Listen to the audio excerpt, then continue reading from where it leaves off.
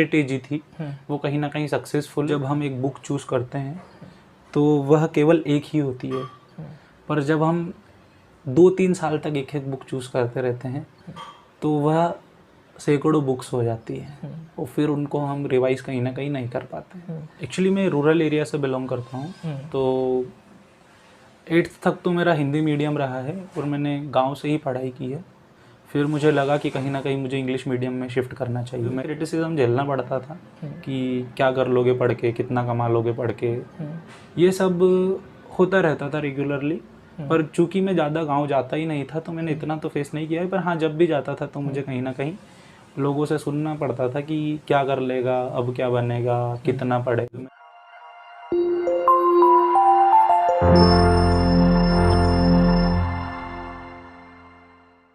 नमस्कार दोस्तों, सिलेक्शन तक में आपका स्वागत है। मैं आपका दोस्त डी के गौतम। तो दोस्तों, देख पा रहे होंगे मेरे साथ हैं योगेश राजपूत जी, जो राजगढ़ जिले के उदनखेड़ी गांव से हैं। इन्होंने अभी रिजर्व लिस्ट में 12वां स्थान प्राप्त किया है। तो सर नमस्कार। जब 30 मई को यूपीएससी का रिजल्ट आया था, कहीं ना कहीं लिस्ट में आपका नाम नहीं आया, तो आपको उस वक्त कैसा लगा, तो अभी कैसा लग रहा है? सबसे पहले तो धन्यवाद डी के जी कि आपने मुझे मौका दिया आपके चैनल पे इंटरव्यू देने का। 30 मई को जब मेरा मेन रिज़ल्ट आया था तब मैंने 2 मार्क्स से मिस कर दिया था मेन लिस्ट को। तो शुरुआत में जब लिस्ट में नाम नहीं आया तो पहले तो थोड़ा दुख हुआ था, पर फिर उसी दिन मार्क्स भी पता चल गए थे यूपीएससी के। तो जैसे ही मैंने मार्क लिस्ट देखी मेरी, पहले मुझे लगा था कि मैं काफ़ी मार्जिन से मिस कर गया होगा, पर फिर मुझे पता चला कि जनरल कट ऑफ 953 का आया है और मैं 951 पे मिस किया हूँ। तो मुझे लगा कि कहीं ना कहीं मेरी जो स्ट्रेटेजी थी वो कहीं ना कहीं सक्सेसफुल है, और अगर मैं इसी में थोड़ा बहुत और इम्प्रूव करूँ तो मैं फाइनली सिलेक्ट हो सकता हूँ यूपीएससी में। तो इसलिए फिर मुझे उतना बुरा नहीं लगा जितना जब मैं मेन लिस्ट में मेरा नाम नहीं पा पाया था तब लगा था। अभी आपका रिजल्ट आया, आपका सिलेक्शन हो गया जी। तो जब रिजल्ट आया और घर वालों को 30 मई को जब पता चला कि फाइनली सिलेक्शन नहीं हुआ और अभी पता चला कि सिलेक्शन हो गया, तो क्या प्रतिक्रिया रही उस वक्त और अभी? वैसे जब हम इंटरव्यू में पहुंच जाते हैं यूपीएससी में तो ऑब्वियस सी बात है कि एक्सपेक्टेशन बहुत हाई हो जाती है, घर वालों की भी और आसपास वालों की भी। तो जब मैं इंटरव्यू में गया था तो घर वालों को तो यही लगता था कि अब तो सिलेक्शन हो गया है, इंटरव्यू मतलब बस थोड़ी फॉर्मेलिटी बची है। तो तब उनकी काफ़ी एक्सपेक्टेशन आई थी, पर मैं बताते रहता था कि ज़रूरी नहीं कि इंटरव्यू में पास ही हो अगर कोई पहुंचता है तो इस तरह से मैं उनको थोड़ी ग्राउंड रियलिटीज़ बताते रहता था। फिर भी उन्हें थोड़ा तो बुरा लगा था, पर जैसे कि रिज़ल्ट आने के 5-6 दिन बाद ही प्रीलिम्स थी अगली, तो उस पर मैंने ना फोकस करते उन्होंने भी मुझे कुछ ज़्यादा प्रतिक्रिया बताई नहीं, और मैंने भी ज़्यादा उस पर सोचा नहीं। 4-5 दिन पढ़ के और मैंने पहले प्रीलिम्स पे फोकस किया। प्रीलिम्स देने के बाद मुझे 4-5 दिन बाद पता चला कि रिजर्व लिस्ट जैसा भी कुछ सिस्टम होता है और इसमें मेरे काफ़ी ज़्यादा चांसेस सिलेक्ट होने के, पर फिर भी अलग अलग परम्यूटेशन कॉम्बिनेशन होते हैं चीज़ों के, और एक नंबर पे 10-15-20 कैंडिडेट भी हो सकते हैं। इसलिए मैंने कहीं ना कहीं खुद के मन में तो थोड़ा सोच रखा था कि हो जाएगा, पर मैंने उसको 100% श्योर नहीं माना कि हो ही रहा है। इसलिए मैंने घर वालों को बताया ही नहीं था कि ऐसा कुछ सिस्टम भी होता है। और फिर जिस दिन लिस्ट में नाम आया और मेरा 12th नंबर पे नाम था, तो मैंने उनको तुरंत बताया कि ऐसा ऐसा सिस्टम होता है और मेरा सिलेक्शन हो गया फाइनली। तो पहले तो उन्हें विश्वास नहीं हुआ, पर फिर उन्होंने पूछा कि सिलेक्शन मतलब फाइनल सिलेक्शन हो गया है? मैंने बोला कि हाँ, फाइनल सिलेक्शन ही हो गया है। तो ऐसे टाइम पे बहुत इमोशनल मोमेंट होता है, तो ज़्यादा रिएक्ट तो कर नहीं पाते हैं घर वाले, पर फिर भी मतलब काफ़ी खुश थे। मुझे तो ज़्यादा खुशी जाहिर नहीं कर पाए, पर फिर जो उन्होंने खुशियाँ मनाई और जो उन्होंने आसपास के लोगों को बताया और जो आतिशबाजी और ये सब हुई, तो उससे मुझे लगा कि वो काफ़ी खुश रहे हैं। इसके बाद आपसे पूछना चाहूँगा, आपका अटेम्प्ट कौन सा था? मेरा एक्चुअली ये दूसरा अटेम्प्ट था। 21 वाला जो था, पहले अटेम्प्ट में मेरा प्रीलिम्स नहीं क्लियर हो पाया था, और ये मेरा दूसरा अटेम्प्ट था CAC 2021 वाला, और इसी में मैं पहला मेंस भी था मेरा और पहला ही इंटरव्यू था। तो ऑल इन ऑल ये दूसरा था, और जो अभी रिसेंट में मैंने दिया है वो मेरा तीसरा अटेम्प्ट था। काफ़ी लोगों के अंदर एक भ्रम है जी, रिजर्व कैटेगरी से आपका सिलेक्शन हुआ है। हाँ जी, क्योंकि वो काफ़ी जगह आपका डाल दिया गया कि रिजर्व कैटेगरी से जी। चयनित हुए। रिजर्व लिस्ट और रिजर्व कैटेगरी, तो रिजर्व लिस्ट क्या है? क्या रिजर्व लिस्ट रिजर्व कैटेगरी से अलग है और वो कैसे? तो आप थोड़ा सा बताइए। जी। रिजर्व लिस्ट यूपीएससी कुछ कैंडिडेट्स की मेंटेन करता है on the basis of merit. Reserved category जो होती है उसमें हमारे कैंडिडेट्स आते हैं जो कि ओबीसी, एससी और एसटी से बिलोंग करते हैं। वह जो कैंडिडेट्स रहते हैं उनमें से काफ़ी जो कैंडिडेट रहते हैं वो अच्छी मेरिट के आधार पर अनरिजर्व्ड कैटेगरी में आ जाते हैं। फॉर एग्जांपल 300 के लगभग जो सीट है मान लो, वो रिजर्वेशन से अलग है, अनरिजर्व्ड कैटेगरी में। तो काफ़ी जो रिजर्व्ड कैटेगरी के बच्चे हैं वो अच्छे मार्क्स लाके उस टॉप 300 में आ जाते हैं। तो उनको जनरल मेरिट के आधार पे यूपीएससी कंसिडर करता है, उनको रिजर्वेशन का कैंडिडेट कंसिडर नहीं करता है। पर उस आधार पे अगर उनको कंसिडर करे तो उनको जनरल मेरिट के हिसाब से आईएएस अगर मिलना रहता है तो उनको कहीं ना कहीं आईपीएस मिलता है। फॉर एग्जांपल कोई ओबीसी का कैंडिडेट है और उसकी रैंक जो है वो 150 है, तो जनरल मेरिट के आधार पर उसको आईपीएस मिलना चाहिए। पर चूंकि वो अच्छे मार्क्स लाया है और कहीं ना कहीं उसको अगर as a candidate of reservation UPSC consider करे तो उसकी रैंक जो है वो अपग्रेड की जा सकती है और उसको आईपीएस की जगह आईएएस बनाया जा सकता है। तो इसलिए वो जनरल मेरिट में आने के बाद भी यूपीएससी उनको रिजर्वेशन वाले कैंडिडेट वो चॉइस प्रेफरेंस के आधार पर एग्जैक्टली कंसिडर कर लेते हैं और उनको फिर उनकी हायर जो पोस्ट रहती है वो उनको दे देते हैं। और फिर ऐसे में जो वैकेंसी क्रिएट होती है उसमें फिर यूपीएससी जो लिस्ट प्रिपेयर करता है उसमें से कुछ कैंडिडेट्स को ले लेता है। फॉर एग्जांपल इस बार 63 जो कैंडिडेट्स थे वो रिजर्व्ड कैटेगरी के होने के बावजूद मेन लिस्ट में जनरल मेरिट में आ गए थे, पर उनको अच्छी पोस्ट देने के लिए यूपीएससी उनको भी रिजर्व्ड कैटेगरी का कंसिडर कर लेता है। और फिर ऐसे में लगभग 46 के लगभग जनरल में से वैकेंसी क्रिएट होती है, तो उसमें से जनरल के स्टूडेंट्स को ले लेता है, कुछ ओबीसी के स्टूडेंट्स को भी ले लेता है और कुछ एससी और बाकी जो कैटेगरीज रहती हैं वो उस आधार पर ले लेता है। तो रही बात मेरी, तो मैं तो जनरल कैटेगरी से बिलोंग करता हूँ और ऐसे में जो भी वैकेंसीज जो क्रिएट होती हैं रिजर्व लिस्ट, उसके आधार पर रिजर्व लिस्ट में बाकी कैंडिडेट्स को सिलेक्ट किया जाता है। और इसी के रिगार्डिंग पिछले साल भी यूपीएससी ने क्लेरिफिकेशन दिया था, तो उसके लिए एक नोटिस यूपीएससी ने निकाला था। तो वो नोटिस मैं अपने टेलीग्राम ग्रुप में शेयर कर दूंगा, तो आप वहाँ पे देख सकते हैं टोटल प्रक्रिया क्या है, आप पढ़ के जी उसको तो अगर कोई आपको क्लियर हो जाएगा, अच्छे से समझा जा सकता है कि रिजर्व लिस्ट क्या होती है। और यह रिजर्व लिस्ट जो है वो रिजर्व कैटेगरी से काफ़ी अलग होती है। आपका एजुकेशन बैकग्राउंड क्या रहा और आपने क्या किया था? एक्चुअली मैं रूरल एरिया से बिलोंग करता हूँ, तो 8th तक तो मेरा हिंदी मीडियम रहा है और मैंने गांव से ही पढ़ाई की है। फिर मुझे लगा कि कहीं ना कहीं मुझे इंग्लिश मीडियम में शिफ्ट करना चाहिए, तो मैं पास के ही एक शहर पचोर में सीबीएसई स्कूल में चले गया था। वहाँ से मैंने 9th किया है और फिर फर्दर स्टडीज़ के लिए मैं इंदौर आ गया था। यहाँ से मैंने 11th 12th और ग्रेजुएशन किया है बीकॉम में, और उसी ड्यूरेशन में मैंने यूपीएससी की तैयारी का सोचा था। सुना है आपके बारे में, जब आप यहाँ पे यूपीएससी के लिए आए, यूपीएससी की तैयारी का सोचा, तो कुछ लोगों ने आपसे बोला था कि आप अपने जो दुकान है वहाँ पे मत्था टेक के चले जाओ, यहीं पे दोबारा से मत्था टेकना है। तो ये वाली स्टोरी के बारे में थोड़ा सा आप बताएंगे हमारे दर्शकों को, कैसा रहा और क्या गांव वाले लोग सोचते हैं? एक्चुअली क्या रहता है ना कि काफ़ी नेगेटिव परसेप्शन रहता है काफ़ी लोगों में, सभी में नहीं, काफ़ी लोगों में एजुकेशन के प्रति नेगेटिव जो है वो परसेप्शन रहता है। एजुकेशन को इंडिया में कई मायनों में प्रोसेस ऑफ कैरेक्टर बिल्डिंग नहीं माना जाता और कहीं ना कहीं जॉब पाने के लिए एक जरिया माना जाता है। तो उस रेफरेंस में जब एजुकेशन फेल हो जाता है, जॉब नहीं दे पाता है, तो कहीं ना कहीं वेस्ट ऑफ मनी कहा जाता है एजुकेशन को। तो यही परसेप्शन मेरे गांव में भी कुछ लोगों में फैला हुआ था कि पढ़ाई में क्यों पैसा बर्बाद करना है, और इससे अच्छा तो यह है कि बढ़िया 12th तक पढ़ लो या ग्रेजुएशन कर लो और उसके बाद अपनी दुकान चला लो, बिजनेस कर लो, उसमें ज़्यादा पैसा है। तो ऐसे में कहीं ना कहीं क्रिटिसिज्म झेलना पड़ता था कि क्या कर लोगे पढ़ के, कितना कमा लोगे पढ़ के, ये सब होता रहता था रेगुलरली।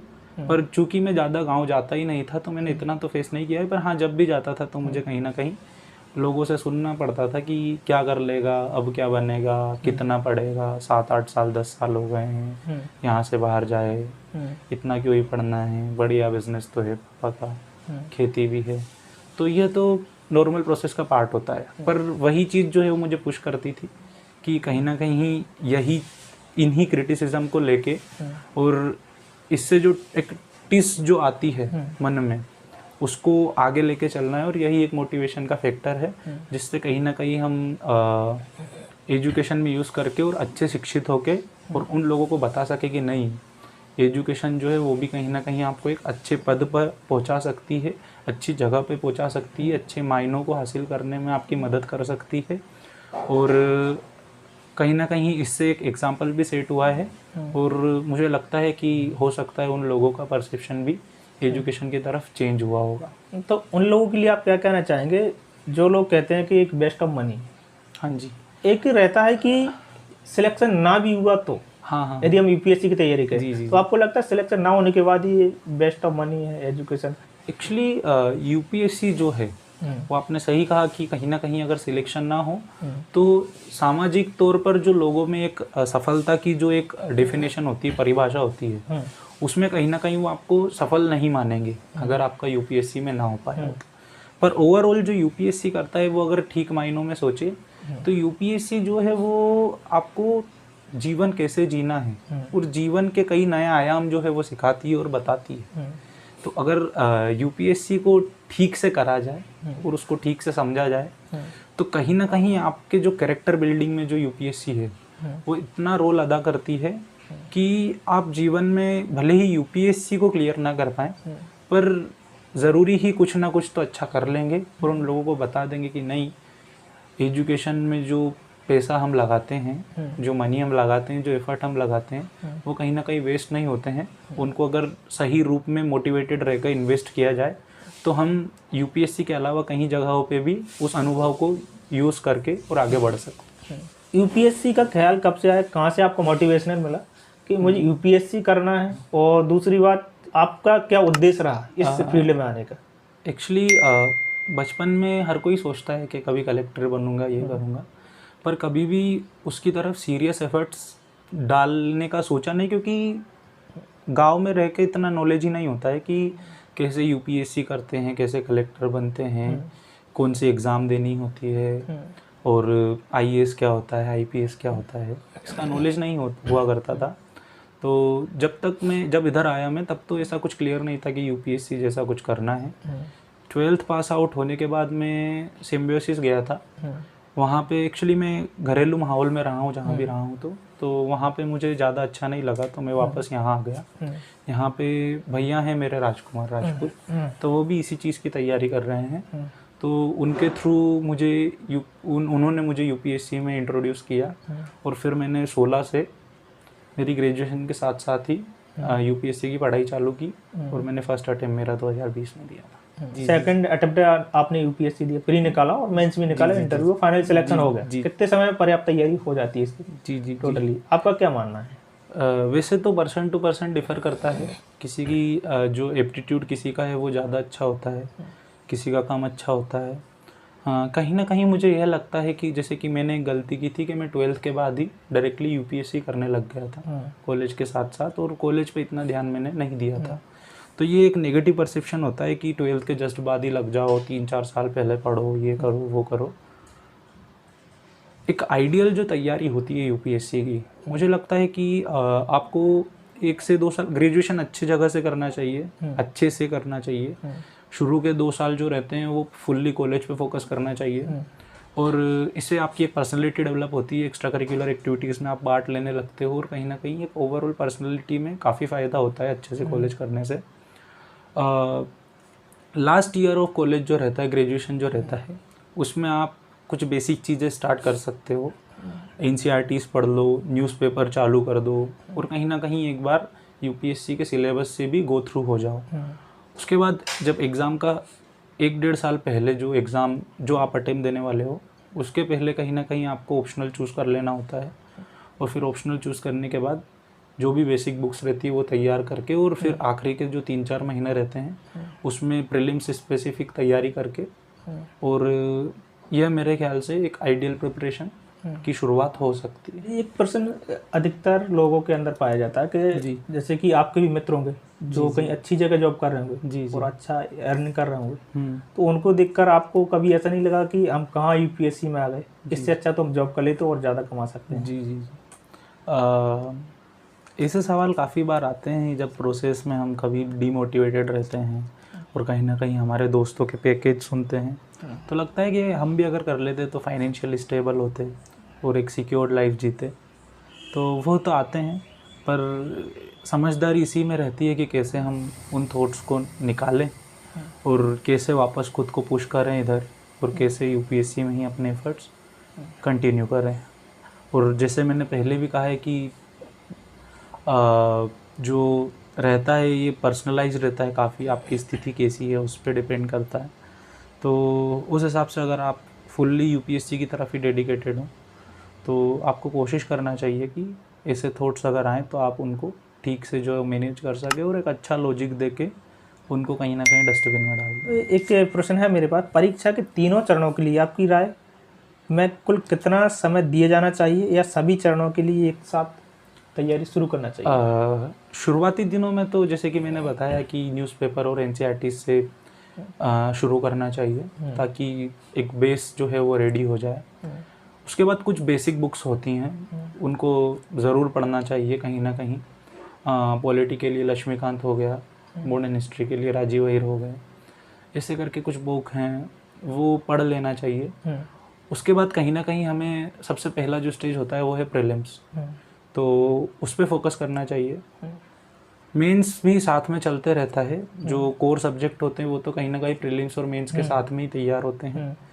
मेंस में पहले हमें ऑप्शनल तैयार कर लेना चाहिए और उसके बाद जैसे ही 3-4 महीने प्रीलिम्स के बचे हमें फुल्ली प्रीलिम्स पे फोकस कर लेना चाहिए, और उसी ड्यूरेशन में कुछ कोचिंग के मॉक्स जो हैं वो लगा लेना चाहिए, और उसमें जो आपकी वीकनेसेस है, जो आपकी कमियां हैं उस पर आपको ज़्यादा ध्यान देना चाहिए।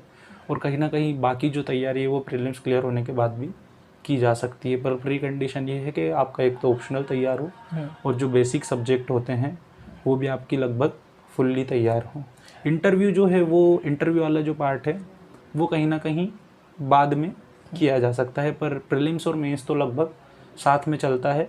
कहीं ना कहीं जो प्रपोर्शन होता है टाइम देने का वो चेंज होते रहता है टाइम के हिसाब से। पहले आप 60 to 70% मेंस स्पेसिफिक डिवोट करते हो टाइम, 3-4 महीने जो प्रीलिम्स के रहते हैं, प्रीलिम्स के पहले रहते हैं, उसमें आप कहीं ना कहीं 70 to 80% फिर प्रीलिम्स को टाइम डिवोट कर सकते हैं। जैसे कि ऑप्शनल का चुनाव जी कब और कैसे किया जाना चाहिए और आपने कब किया था? मैंने एक्चुअली ऑप्शनल का 2019 में सोचा था, 20 में मुझे अटेम्प्ट देना था, जून 2020 में।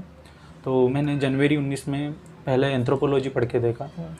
एंथ्रोपोलॉजी 1.5-2 महीने मैंने पढ़ा, काफ़ी अच्छा सब्जेक्ट लगा मुझे, पर कहीं ना कहीं मैंने उस ड्यूरेशन में कोचिंग ज्वाइन नहीं करी थी ऑप्शनल के लिए, और मुझे यह भी लगा कि मैं कुछ अलग कर रहा हूँ तो हो सकता है बाद में मुझे परेशानियाँ ना आए, तो और आ सकती हैं परेशानियाँ अगर मैं एंथ्रोपोलॉजी के साथ जाता हूँ तो। इसलिए जो आसपास मेरे जो लोग थे, भैया जो थे, उनके जो दोस्त थे, उन्होंने जो ले रखा था ऑप्शनल PSIR पॉलिटिकल साइंस, वह मैंने लिया, वह मैंने पढ़ के देखा और उसके बाद मुझे उसमें भी कंफर्ट फील हुआ, तो मैंने इस तरह से फिर PSIR जो ऑप्शनल है वो मेरा चूज़ किया। आपकी तैयारी में सेल्फ स्टडी और कोचिंग का कितना रोल है, तो आप इसके बारे में अपना अनुभव शेयर कीजिए। कहीं ना कहीं UPSC जो है सिलेबस इतना वास्ट होता है और बार बार आपको सेल्फ डाउट होता है, तो ऑब्वियस सी बात है कि सेल्फ पुश तो जो है वो सबसे ऊपर आता है, खुद को ही मैक्सिमम चीज़ें करनी रहती है। कोचिंग गाइडेंस के लिए और एक इनिशियल पुश देने के लिए ज़रूरी हो सकती है। कोचिंग का रोल कहीं ना कहीं अलग अलग स्टेजों पे अलग अलग रूप में मेरे साथ रहा है। जैसे कि मैंने टेस्ट सीरीज़ ज्वाइन करी थी मेरी सेकंड अटेम्प्ट में जब मैंने मेंस किया था तब, तो टेस्ट सीरीज़ जो मेंस की है वो काफ़ी हेल्पफुल रहती है। इंटरव्यू के ड्यूरेशन में मॉक्स में कोचिंग जो है वो काफ़ी हेल्पफुल रहती है, मॉक इंटरव्यू के रूप में। तो इस तरह से फुल्ली अगर देखा जाए तो अलग अलग रूपों में कोचिंग का कुछ महत्व तो रहता है, पर फिर भी कैसे 60 to 70% हम मैनेज करते हैं उन चीज़ों को, वो रोल जो है वो खुद की सेल्फ स्टडी पे रहता है। जैसे प्री और मेंस तक आपने लगभग सेल्फ स्टडी की है। हाँ, कहीं ना कहीं थोड़ा बहुत कोचिंग का कुछ मार्गदर्शन आपने लिया है। कोचिंग का मार्गदर्शन लिया है, भैयाओं का मार्गदर्शन लिया है, तो हर जगह थोड़ा बहुत तो फुल्ली तो डिनाई कर नहीं सकते हर चीज़ों को, पर हाँ कहीं ना कहीं कुछ रोल उनका रहा है, और बाकी मेनली तो 60, 70, 80% जो है वो खुद हम कैसे चीज़ों को मैनेज करते हैं उस पर रहता है। पर लोग ऐसा बोलते हैं जी कि यूपीएससी की तैयारी करते समय हर दिन दिमाग में एक चीज़ आती है कि होगा या नहीं होगा। सामने वाले कुछ ऐसे लोग हैं जिनके 4-5 बार में सिलेक्शन नहीं हो पाता, उनको देख के कहीं ना कहीं पर डे डिमोटिवेट और मोटिवेट जी होने होते रहते हैं, वो स्वाभाविक सी बात है। जी इस बीच में आपका मोटिवेशन का आधार क्या रहा, वो आपको क्या ऐसा फील होता था? जी सेल्फ डाउट तो ऑब्वियस सी बात है, सबको होता है, और जब इतने सारे लोग एक साथ एक एग्ज़ाम को दे रहे हों, और जो डिवाइड है सिलेक्टेड कैंडिडेट्स और नॉट सिलेक्टेड कैंडिडेट्स में, वो जब इतना ह्यूज हो कि जब 5-6-7 लाख लोग अपीयर हो रहे हैं और कुछ सैकड़ों में ही स्टूडेंट सिलेक्ट हो रहे हैं, तो मोटिवेशन, डिमोटिवेशन, सेल्फ डाउट ये तो ऑब्वियस सी बात है, और कहीं ना कहीं पूरी प्रोसेस में मोटिवेशन डिमोटिवेशन लूप चलते रहता है। उस ड्यूरेशन में यही है कि एक इंसान जो है ना, वो खुद में एक अलग पर्सनैलिटी होता है, और हर इंसान की अलग अलग स्ट्रेंथ होती है और वीकनेसेस होती है। तो हम कैसे हमारी स्ट्रेंथ को पहचान सकते हैं और उनको यूज़ करके हम खुद को कैसे मोटिवेट कर सकते हैं, और कैसे हम हमारे इमोशंस को हैंडल कर सकते हैं, वह हम पे खुद पे ही रहता है। डीमोटिवेट होना ऑब्वियस सी बात है, हर टॉपर होता होगा, हर इंसान होता है, तो वह तो जो है जेनेरिक चीज़ है, पर उसके बाद हम कैसे उस टाइम ड्यूरेशन को शॉर्ट कर दें, कैसे हम, कुछ लोग जो है वो महीने महीने डिमोटिवेटेड रहते हैं, तो हम उस टाइम ड्यूरेशन को कैसे कम कर दें और कैसे जल्दी से खुद मोटिवेट होके और खुद वापस से पढ़ाई में लग जाएं, वही मेन फैक्टर रहता है। तो ऑब्वियस सी बात है कि EQ जो है वो तो बहुत ज़रूरी होता है। इमोशनल क्वेश्चन जो है, इमोशनल इंटेलिजेंस आपकी कितनी ज़्यादा है और आप कैसे खुद के इमोशंस को हैंडल कर सकते हैं, उसका काफ़ी रोल रहता है। और कहीं ना कहीं नॉलेज और इमोशंस जो हैं वो दोनों बराबर पार्ट करते हैं आपके UPSC क्लियर करने में। तो मैं यही कहना चाहूँगा कि सेल्फ डाउट तो करो मत, जितना अच्छा खुद कर सकते उस पर फोकस करो, ज़्यादा लोगों से नेगेटिव बातें मत करो कि नहीं होगा तो क्या होगा, खुद बस काम करो। और मेरा यही मानना है कि फोकस ऑन प्रोसेस होना चाहिए। रिज़ल्ट तो हो सकता है कि आप जब प्रोसेस सही फॉलो करो तो अपने आप मिल जाता है। कि इस बीच में अपने आप को मोटिवेट रखने के लिए जी, क्या प्लान बी चुनना चाहिए?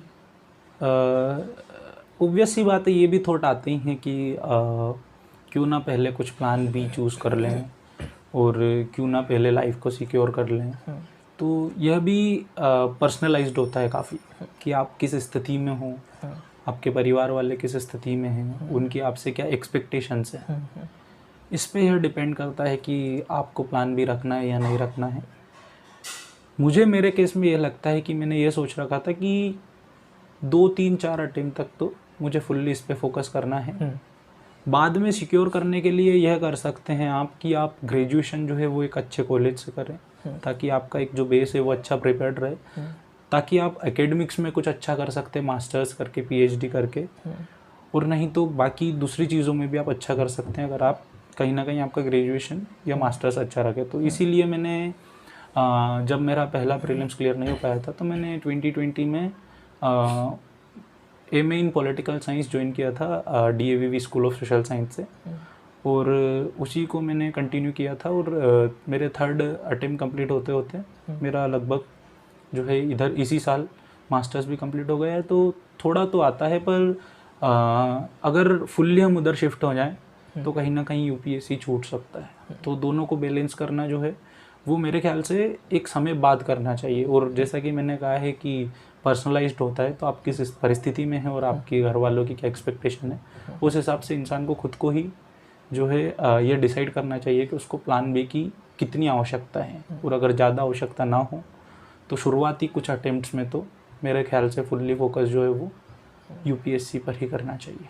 ऐसी कौन कौन सी चीज़ें हैं जिनसे यूपीएससी की तैयारी को और आसान बनाया जा सकता है? जी जी जी। मेरे ख्याल से एक तो अच्छा फ्रेंड सर्कल होना, जो कि आसपास 2-4 लोग हैं आपके वो सीरियसली यूपीएससी की तैयारी कर रहे हैं। दूसरा एक अच्छा रूटीन होना, कहीं ना कहीं आप अगर आपकी फ़िटनेस और हेल्थ पे ध्यान रखें तो वो एक अच्छा जो है वो एक पुश देता है आपको, आपका माइंडसेट अच्छा रहता है, दिन में आलसी आप फील नहीं करते हो, आपका रिटेंशन अच्छा रहता है नॉलेज का। तीसरा हम ले सकते हैं कि घर वालों का सहयोग जो है, घर वालों से बातचीत करना, उनको प्रोसेस के बारे में बताना, उनको समझाना कि कैसे क्या चीज़ें होती हैं, आप किन इमोशंस से होके गुज़र रहे हो वो भी उनको बताना, ताकि कहीं ना कहीं उनमें उनको जो है वो डाउट ना है आपके प्रति, आप अगर फेल होते हो तो कि कहीं ये पढ़ाई कर ही नहीं रहा हो, ऐसा तो नहीं है। तो जब आप इन चीज़ों को बताते रहते हो तो इनसे आपका जो बोझ है वो भी उतर जाता है, और कहीं ना कहीं सामने वाले जो घर वाले रहते हैं, माता पिता जो रहते हैं, उनका भी आप में कॉन्फिडेंस बना रहता है। तो एक अच्छा फ्रेंड सर्कल होना, कुछ लिमिटेड सोर्सेज होना, मेंटल क्लैरिटी होना, मोटिवेटेड रहना और हेल्दी लाइफस्टाइल रखना, और with a good time table और रूटीन, अगर ये 5-6 चीज़ें अगर ध्यान में रखा जाए तो एक अच्छे लेवल पे जो है आसानी से यूपीएससी की प्रिपरेशन जो है वो लाई जा सकती है, और कहीं ना कहीं क्रैक भी किया जा सकता है। जैसे तैयारी के दौरान बुक्स और नोट्स का महत्वपूर्ण रोल रहता है, तो सही बुक्स और नोट्स का चुनाव कैसे करें, और इसी दौरान सेल्फ नोट्स का कितना रोल है? बुक्स का ऐसा रहता है कि कुछ बेसिक बुक्स हैं वो तो लगभग सभी को पढ़नी होती है, और उनको जितना हम लिमिटेड रख सकें उतना अच्छा होता है, क्योंकि जब हम एक बुक चूज़ करते हैं तो वह केवल एक ही होती है, पर जब हम 2-3 साल तक एक एक बुक चूज़ करते रहते हैं तो वह सैकड़ों बुक्स हो जाती है, और फिर उनको हम रिवाइज कहीं ना कहीं नहीं कर पाते हैं। तो फोकस यही रहना चाहिए कि जितने लिमिटेड बुक्स रख सकें, जितने लिमिटेड सोर्स रख सकें उतने रखें। नोट्स का यह रहता है कि नोट्स उस चीज़ के बनाने चाहिए जो आप हर बार पढ़ रहे हैं पर याद नहीं रह रहे हैं, तो एक तो उस चीज़ के नोट्स बनने चाहिए। दूसरी कुछ चीज़ें होती हैं जो हर बार आप बार बार पढ़ते हो और खूब ज़्यादा टाइम लेती है, तो कहीं ना कहीं उनको शॉर्ट कर लेना चाहिए। फॉर एग्जांपल ऑप्शनल के कुछ हद तक कुछ नोट्स जो हैं वो बहुत ज़रूरी होते हैं, जो आप लास्ट मिनट में रिवीजन कर सकें, 10 दिन में आप ऑप्शनल पूरा कर सकें, बाद में सेकेंड रिवीजन में जो 5 दिन का गैप मिलता है जीएस के पेपर और ऑप्शनल के पेपर्स के बीच में, उसमें आप ऑप्शनल को ठीक से कर सकें। तो यह कुछ चीज़ें होती हैं जिनके लिए नोट्स बनाना कंपलसरी तो नहीं, पर हाँ ज़रूरी हो सकता है और काफ़ी हेल्पफुल हो सकता है। आपने इस दौरान कितने नोट्स तैयार किए थे? एक्चुअली मैं नोट्स बनाने में विश्वास नहीं रखता था, तो जो धीरे धीरे मेरे कुछ नोट्स प्रिपेयर हुए हैं वो 2-3 अटेम्प्ट्स में हुए हैं। तो कुछ प्रीलिम्स की ऐसी चीज़ें होती हैं जो माइन्यूट फैक्ट्स होते हैं जो याद होने चाहिए, उनके मैंने कुछ नोट्स बनाए हैं। ऑप्शनल में जो चीज़ें जो मेमोराइज़ करना काफ़ी ज़रूरी होता है, स्कॉलर्स हो गए, उनके कोट्स हो गए, उनकी बुक्स हो गई, हाँ कुछ कॉन्सेप्ट्स हो गए जिनको शॉर्ट में समझा जा सकता है नोट्स के माध्यम से, तो इन चीज़ों के मैंने नोट्स बनाए हैं, पर हाँ ज़्यादा नोट्स मैंने नहीं प्रिपेयर किए हैं। कोचिंग ज्वाइन करने का सही समय क्या होना चाहिए? मेरे ख्याल से कोचिंग ज्वाइन करने का सही समय तो जब आप अटेम्प्ट जो दे रहे हो उसके 2 साल पहले रहता है। 1 साल आपको फुल्ली कोचिंग करना चाहिए, और फिर अगला जो साल है उसमें आपको खुद सेल्फ स्टडी करना चाहिए उस कोचिंग की चीज़ों को समझ के। जिस साल आप कोचिंग कर रहे हो वह अटेम्प्ट ही देने में थोड़ा हेक्टिक हो जाता है, क्योंकि आपको सेल्फ स्टडी भी करनी है 6-7 घंटे, और उसी के साथ साथ आपको पर्सनल स्टडीज़ भी करनी है 7-8 घंटे। तो पर्सनल स्टडीज़ प्लस कोचिंग जो है वो मैनेज करना काफ़ी मुश्किल हो जाता है। इसलिए कोशिश करना चाहिए कि अगर किसी को कोचिंग लेनी है तो वह जो अटेम्प्ट है उसकी इमीडिएट 1 साल पहले ना ले, पर उसके 2 साल पहले ले ले, ताकि उसके पास 1 साल जो है वो हार्डकोर खुद की स्टडीज़ के लिए बचा रहे। प्री और मेंस की टेस्ट सीरीज कब ज्वाइन करना चाहिए और कितना रोल रहता है? प्रीलिम्स की टेस्ट सीरीज़ का तो काफ़ी रोल रहता है, मेंस की भी टेस्ट सीरीज़ का रोल रहता है। प्रीलिम्स की टेस्ट सीरीज़ जो है वो कहीं ना कहीं जब हम सारी बेसिक बुक्स पढ़ लें तो आखिरी के 3-4 जो महीने बचते हैं उसमें हम जैसे जैसे सब्जेक्ट कंप्लीट करते जाएं हमें कहीं ना कहीं टेस्ट लगाने चाहिए।